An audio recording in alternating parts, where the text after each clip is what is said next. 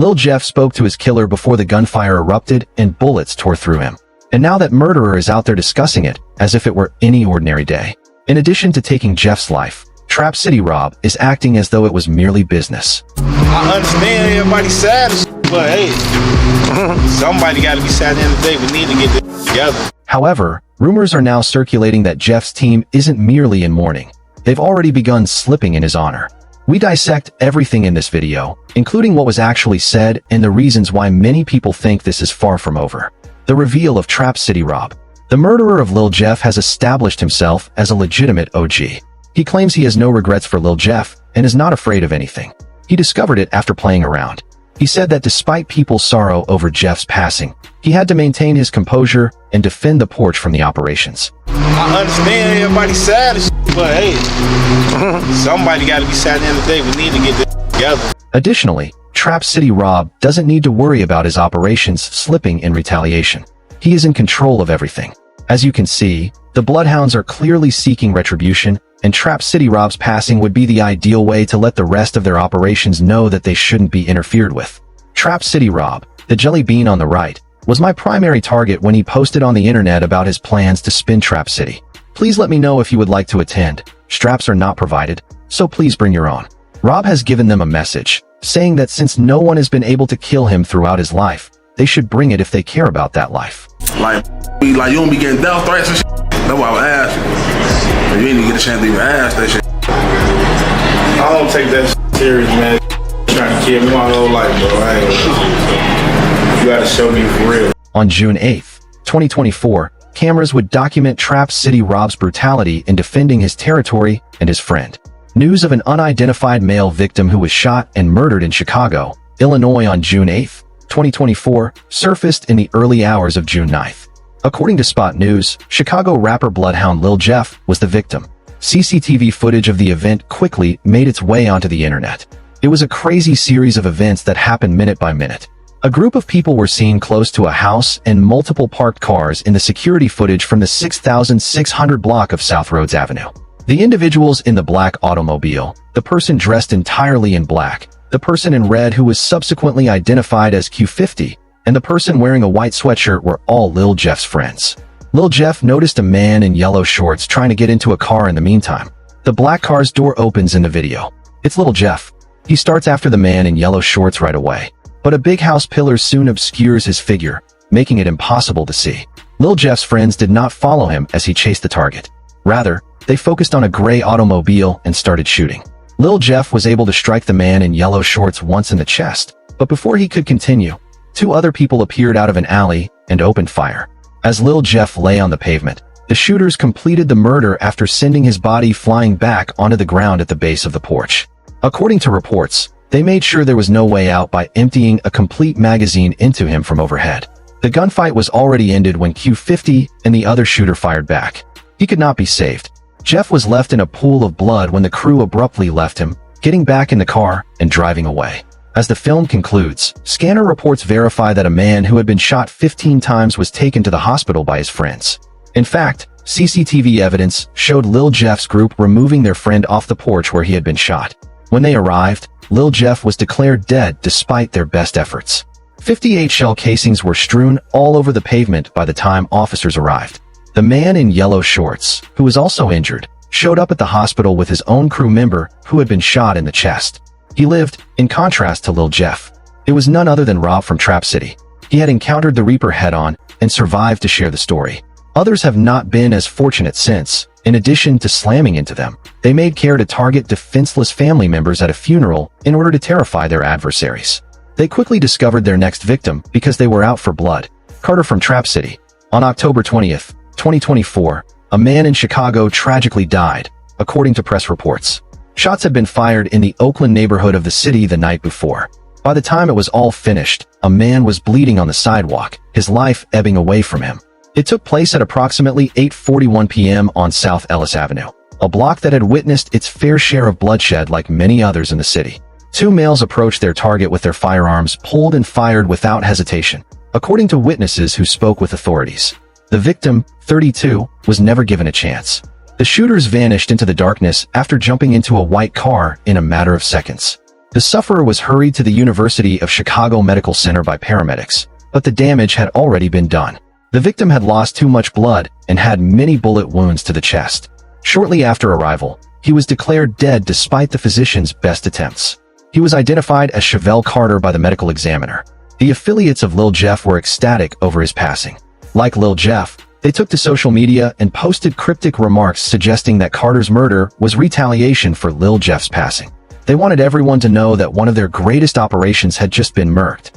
One of Lil Jeff's closest affiliates, Q50, posted 3 blunts on Instagram, suggesting that he was done sliding because he had exacted revenge on his friend. Lil Sko and Lil Jeff, booing feet kicked up, now I can get rich. I love and miss y'all. He captioned it, P.S. it ain't over. As he said, the retaliation for Lil Jeff's passing wasn't finished since things were about to get even messier, because another person would be killed in the gang conflict a few days later. The victim had nothing to do with the streets this time. What was meant to be Trap City Carter's farewell on November 2nd turned into yet another sad Chicago event. According to news reports, a woman in South suburban Dixmoor was shot and died while participating in her brother's funeral procession. She had come to commemorate the life of someone she had loved, to say her last goodbyes, and to grieve alongside relatives. Rather, she lost her own. Dixmoor police were summoned to the site of a white Jaguar SUV crashing into a residence at 147th Street and Sealy Avenue at precisely 12:01 p.m. However, the crash itself wasn't the true tragedy. It was what the police discovered within the car. A 34-year-old woman with several gunshot wounds sat behind the wheel. Her body collapsed. When the gunfire started, she was traveling from St. Mark's Church in Harvey as part of the funeral procession. She was now traveling through the same streets that had seen her brother's last journey. She was taken to UChicago Medicine Ingalls Memorial Hospital in Harvey by paramedics, who attempted to save her life, but the damage was too great. Not long after arriving, she was declared dead. She was later identified by officials as Calumet Park resident Rashad Turner. She was the sister of Trap City Carter. There was no boundary that Lil Jeff's associates couldn't breach in an attempt to exact revenge on their friend. The Chicago gangsters were going to new heights, whether it was shooting up a funeral or killing an innocent relative of an already deceased opponent. And now that Lil Jeff's older brother has joined the conversation right out of jail, folks are forecasting havoc in Chicago because his brother's death is still recent. Sliding for Lil Jeff. Jay Boogie, the older brother of Bloodhound Lil Jeff, is presently in a difficult situation. You know, Lil Jeff requested his friends to cover for him if his operators ever pulled him out, just days before he was murked. Furthermore, Jeff's wishes undoubtedly applied to Jay Boogie even if he was incarcerated, at least in terms of the laws of the streets. But his homeboys used to be the folks who murked his brother. In actuality, he had no animosity for them. Even his alleged operations team, Trap City, was perplexed by the whole thing. OTF Black disclosed that he was imprisoned with Jay Boogie's father, and that Jay Boogie was raised by the Black disciples, indicating that he was fine with traps. In a vlog involving OTF Black and Trap City affiliates Tarrant and Rob. You know what's crazy? You know Jay Boogie, like Jay like Boogie, under, just my like hood. shorty. Like, I was in the field with this kid. Like this little Jeff brother, like on David. I don't know how this gonna play out. Additionally, Jay Boogie continued to claim Trap City, according to Trap City Rob. They say he ain't claiming the hood still. But he Trap City. That's what I'm saying. That's where Like, he from. How the fuck all you gonna weird, do that bro. and you over Saturday night bloodhound? Like you can't. But we already know Trap City and Drill City was the same. Funky and Water. Like that's our family. They say he claiming a hood still, he Trap City. Everyone was curious to discover which side Jay Boogie would support when it was announced that he would be returning home 2 years early and only months after his younger brother had been shot and killed. Would he choose his childhood buddies or join the Bloodhounds, which he had claimed from its founding? I mean, this is one of the hardest decisions to make. Most people would think that Jay Boogie would be better off keeping quiet and waiting for the crisis to pass. There was no way to crash out. Hell, even reconcile with the men who murdered your brother. Trap City didn't set out in search of his brother, after all. When Lil Jeff attempted to slip on them on their territory, he was slain. It's also not like he would be snatching his brother and his pals because they had all been friends since childhood. Well, that's what any sensible person would believe. However, you can see that the streets have changed. Blood paid with blood, an eye for an eye. When someone is devoted to two sides, they inevitably end up backdooring one of them since the streets require loyalty to only one. That's what happened to Quando Rondo. You know, Savannah musician Quando Rondo was nearly slain in an ambush back in 2022. The strategy to eliminate him was well thought out. A well-organized scheme involving rented cars, private jets, and hired assassins is revealed in court documents. Even more bizarre, though, is that someone with double loyalties set up Quando. There were rumors that Dirk had put a bounty on Quando Rondo's head after King Von was killed by Rondo's right-hand man, Lul Tim. Members of the ODF were informed by the head honcho that he would pay a bounty to anyone involved in the assassination of Quando Rondo.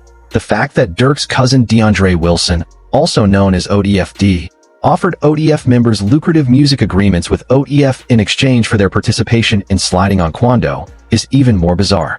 It's unbelievable that a street person would kill someone in order to get a record deal. However, when Quando was in Los Angeles with his cousin Lul PB in August 2022, the plan to slide on him was initiated.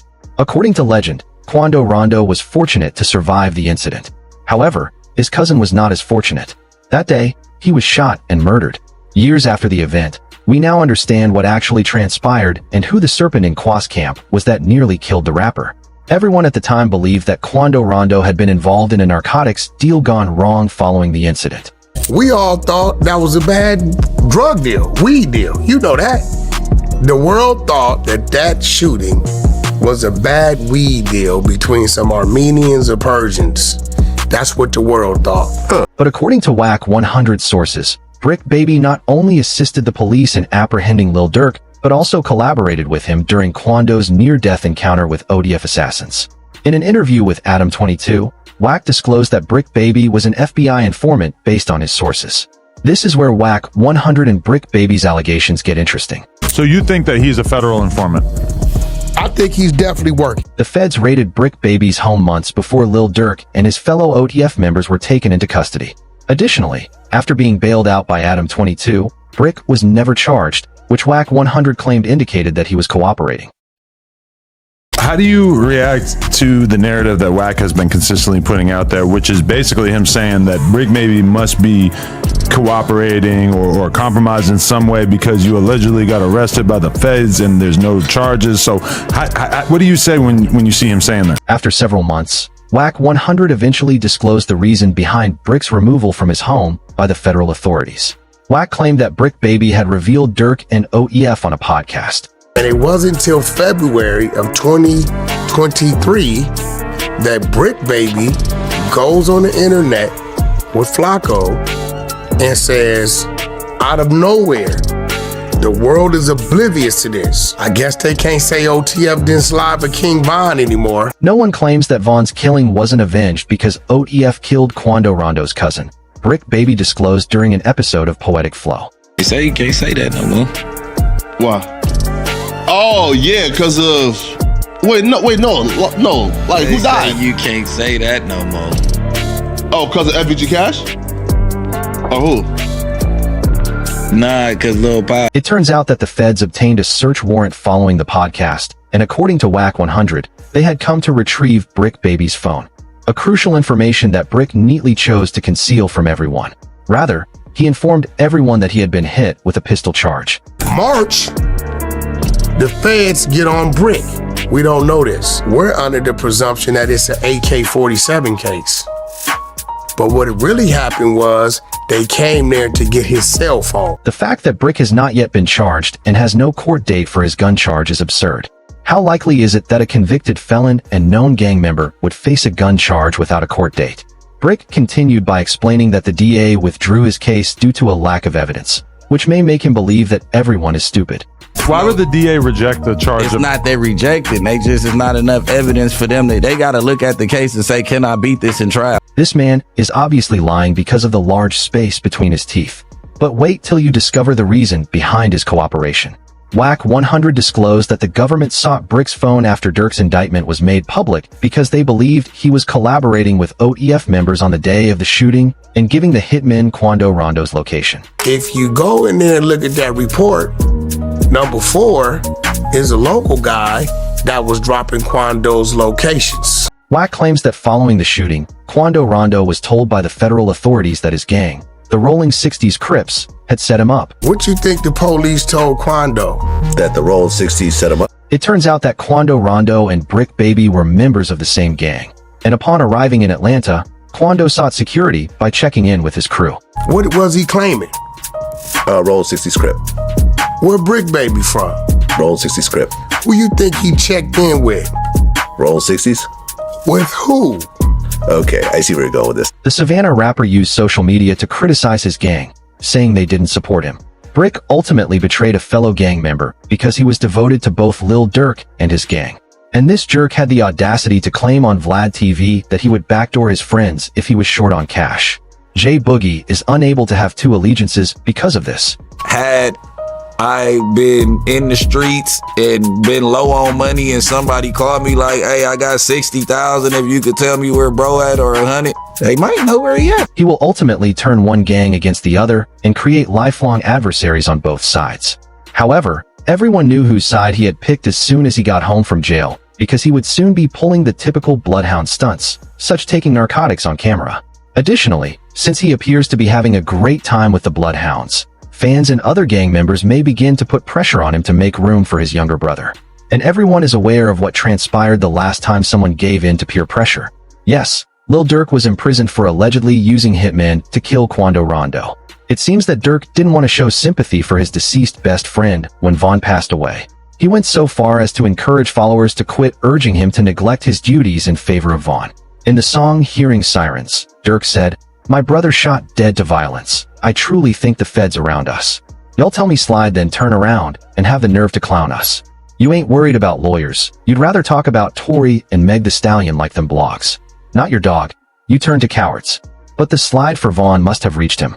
The rapper was asked by DJ Academics in an interview what he thought about people pushing him to go for Vaughn. It's gradually registered. Academics was taken aback. A rapper discussing murder so lightly. Now that he is incarcerated, his gang ODF is experiencing a significant backlash due to accusations of snitching, killing family members and baby moms, and the possibility of further arrests. Following Lil Jeff's passing, the Bloodhounds also witnessed a falling out, from Lil Sko being backdoored by a woman to the gang committing what may have been the bloodiest murder in Chicago's history. The consequences of the Bloodhound. For a while now, the Bloodhounds have been receiving LS. Another of their best rappers and shooters died just 1 month after Lil Jeff was shot and killed. Tragedy occurred on June 7th at the intersection of 89th Place and Langley Avenue in the Chatham neighborhood. Syrian Hogan, also known as Lil Sko, and his 16-year-old friend Lil Will got into a furious fight with someone at around 11:50 p.m. Words became threats, and then shooting broke out in an instant. Sko was down when the smoke cleared. Despite being hurt, his pal made it out alive. Sko was taken to the University of Chicago Medical Center by paramedics, but the harm was already done. He failed to make it. A foot pursuit started when police noticed a suspect running away from the area. Officers were shot, which prompted a major emergency response. Despite the calls for CPD SWAT and several districts, the gunman was able to flee during the confusion. Lil Sko's label released a statement that read, "It is with great sadness that we share the loss of our artist Lil Sko, a true creative." Sko's passion for music was evident in the near constant flow of songs and videos to his fans. His immense talent, ambitious vision, and quiet determination made him a one of one and an inspiration to so many. We will miss him dearly. Our thoughts are with his family. However, days later, the real story of Lil Sko's backdooring in the Chicago gang war. As it happens, a girl named Nene Brooks set him up. People were even sharing purported direct messages in which she acknowledged backdooring the rapper from Bloodhound. As you are already aware, Lil Sko's affiliates were aware of her. Rumor has it that Lil Sko was about to get his hair braided at his girlfriend's house, where the accused backstabber was camped. Vaughn of 1700 contacted the girl and threatened her, stating, "I just called Nene talking about, I don't know why you calling my phone. We killing you, that's why." Sko's hair was being done at her crib by a girl named Journey. One of the purported gunmen asks Nene where she is and whether Sko is at the house in one of the released direct messages. In addition, the alleged gunman instructs Nene, "Don't let nobody know you texting me." Nene not only provided Sko's position but also kept his operators informed of all of his movements. A video of Sko, Lil Will, Journey, and Nene approaching the residence was leaked. People speculate that Nene is busy conspiring with Sko's operations because she follows slowly behind everyone and is preoccupied with her phone. Everyone initially believed that Journey had cheated on her fiancé once the video was posted. She didn't even have her own house keys, and she seemed very anxious. Oh. Mommy?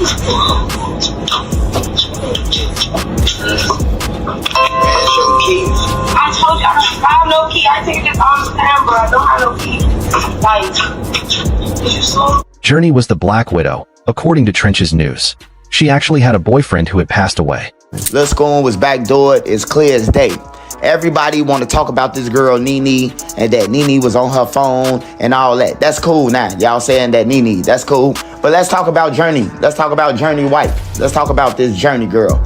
This girl is a Black Widow. She already got a boyfriend. That's DOA. That's DOA. Later, Lil Sko's girl revealed that Nene had actually backdoored her lover on DJ UTV. How did you and Nene fall out? So, really the school stuff, like, it wasn't no, like, after I found out it was really her, it really wasn't. So you believe it really was her that backdoored him, set him up? Yes. Vaughn of 1700 posted her location and phone information, and Sko's affiliates were already tracing her with this kind of data. They began manufacturing obituary flyers, using her picture and teasing her. The death threats became more severe, and it was time to take action. It turns out that her parents wanted her to leave Chicago right away. Sko's girl claims that while she was doing the rapper's hair, Nene walked to the toilet and locked the door, where she was allegedly still coordinating with the gunman. A few hours later, she was on a flight out of Chicago, which she posted saying, "Never coming back." As time went on, Journey began to worry, so she texted Nene to check on her. In response, Nene stated that she simply didn't feel like speaking. She did the unimaginable the entire time she was there. The shooters were waiting for Sko and Lil Will as they emerged from the nursery, prepared to steal Lil Sko's soul. It turns out that Lil Sko wasn't the only one who was backdoored with that degree of preparation, because a girl in Julio Folio's team dropped locations when he was murked. Although everyone in Jacksonville is aware of the rapper's killer, Folio's supporters focused on a lady they think set him up. Some followers claim that she assisted in both setting up Folio and organizing his celebration. She was with the rapper, as evidenced by her post from that evening. One post, though, sounded a bit strange and appeared to reveal their whereabouts. After receiving multiple death threats from Folio's followers, the woman denied any role in the rapper's murder, saying, "So what's up? Come to Truth 18. Julio Folio open till 6. To clear her name, she claimed on Instagram that she only shared content that the artist approved of. "We only shared a story post that we were approved to post by he himself for us. To share the post of our flyer that we were tagged in. Post 2 that the artist himself posted. The whole night went perfect, no bad vibes, no negative energy. This was completely unexpected being how well the night went. Please stop with the fake rumors and posts which are entirely inaccurate and false," she wrote. What's absurd is that, according to police accounts, Folio's killers employed a woman to trick one of his friends into disclosing his whereabouts after they were apprehended. Additionally, Folio's top opponent, Young Nudie, stated in an interview following Folio's passing that he didn't trust women since they might easily kill individuals on the streets. I tell my dogs, stay away from all them. Yeah, drop your low. You don't with. And I don't think nobody shit you. I know for a fact somebody shit you. It's absurd that Folio's mother, who has been closely collaborating with law enforcement, alluded to the same issue in her initial interview. Women being exploited as scapegoats. Thinking these girls, your friends and all that type of stuff, they try to set you up. Thinking these girls your friends and all that type of stuff, they try to set you up. Females are really out here doing the most. Before long, you'll hear of another gang member who was deceived by a female. If you like this video, you can watch similar material by clicking on the boxes that are currently playing on your screen.